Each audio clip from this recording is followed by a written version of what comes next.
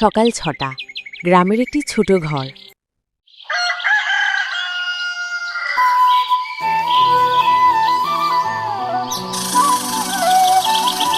রাহুল, উঠো বাবা, আজ তো বিশেষ দিন, ১৫ই আগস্ট, স্বাধীনতা দিবস। মা, একটু ঘুমাতে দাও না। স্কুলে তো শুধু পতাকা উত্তোলন হবে, তারপর খেলাধুলো।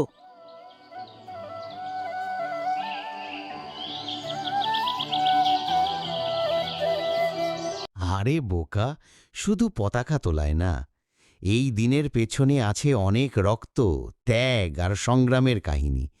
আমি তোমাকে আজ কিছু বলবো। দাদু, বলো না, কিন্তু আগে আমি দাঁত ব্রাশ করে আসি।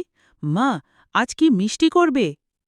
অবশ্যই, লাড্ডু বানাবো, স্কুলে নিয়ে যাবে ভাগ করার জন্য।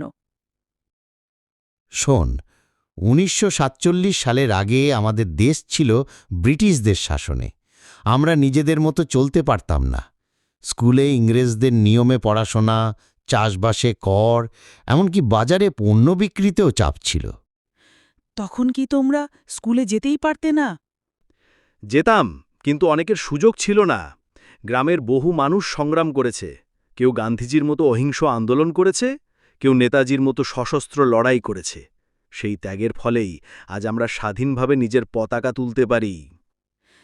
তাহলে আজ পতাকা তুলতে গিয়ে দাঁড়ালে আমি ভাবব যে আমিও ওদের মতোই দেশের জন্য কিছু করব। খুব ভালো কথা বলেছ বাবা।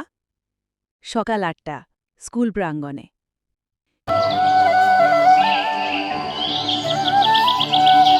প্রিয় ছাত্রছাত্রী ও অভিভাবকবৃন্দ, আপনাদের সবাইকে স্বাধীনতা দিবসের শুভেচ্ছা। আজ আমাদের গর্বের দিন। সবাই লাইনে দাঁড়াও, আমরা জাতীয় পতাকা উত্তোলন করব। রাহুল, তুমি লাড্ডু এনেছো? রাহুল, আমি তুমি লাড্ডু কিন্তু আজ এনেছো? কবিতা বলবো। আমি কিন্তু আজ এনেছি, কবিতা বলবো। কিন্তু আগে পতাকা তোলার সময় মন দিয়ে গান গাইতে হবে।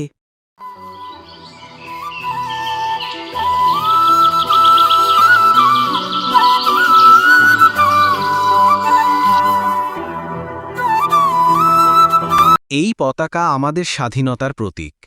আমরা শপথ নিই, দেশের উন্নতি ও ঐক্যের জন্য কাজ করব। আমার সোনার বাংলা, আমি তোমায় ভালোবাসি।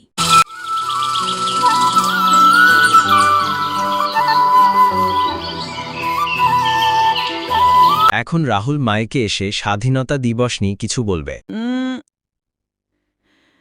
সবার প্রতি নমস্কার। আজ ১৫ই আগস্ট। আমাদের দেশ স্বাধীন হয়েছে বহু সংগ্রামের পর।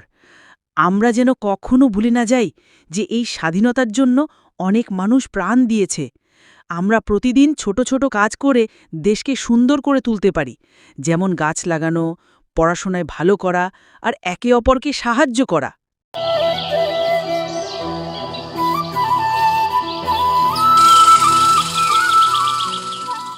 রাহুল, তোমার কথা শুনে আমার চোখে জল এসে গেছিল। মা, আমি দাদুর গল্প থেকে শিখেছি, স্বাধীনতা শুধু আনন্দর না, দায়িত্বেরও প্রতীক। একদম ঠিক। তোমাদের প্রজন্ম যদি এই দায়িত্ব মনে রাখে, তাহলে দেশ সবসময় এগিয়ে যাবে। আর হ্যাঁ, আগামী বছর আমরা মিলে নাটক করব স্বাধীনতার ইতিহাস নিয়ে। ঠিক আছে, আমরা একসাথে প্রস্তুতি নেব।